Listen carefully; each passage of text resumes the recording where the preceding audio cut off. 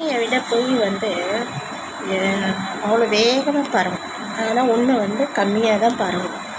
பொய் வந்து எவ்வளோ நம்ம சொல்கிறோமோ அவ்வளோ வேகமாக டக்கு டக்கு டக்கு டக்குன்னு என்ன சொல்லுவாங்க, கூடு விட்டு கூடு பாயிடுவாங்களா, அந்த மாதிரி பாய்ஞ்சி போயிட்டே இருக்கும். பொய் வந்து வேகமாக பாய்ஞ்சி போயிடும். ஆனால் உண்மை சத்தம் இல்லாமல் அமைதியாக அப்படியே அமைகிற தண்ணிக்குள்ளே குசு விட்ட மாதிரி போயிடும், அமைதியாக போயிடும்.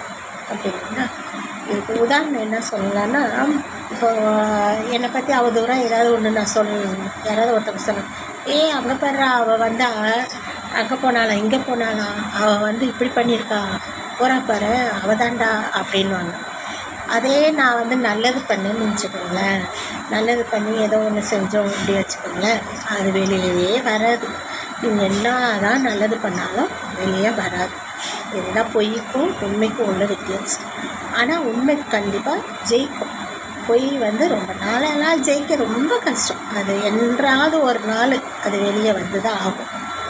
ஆனால் உண்மை வந்து வெளியே வராமல் இருந்தாலும் கண்டிப்பாக அதுதான் ஜெயிக்கும். பிடிச்சிருந்தா லைக் பண்ணுங்கள், ஷேர் பண்ணுங்கள், சப்போர்ட் பண்ணுங்கள்.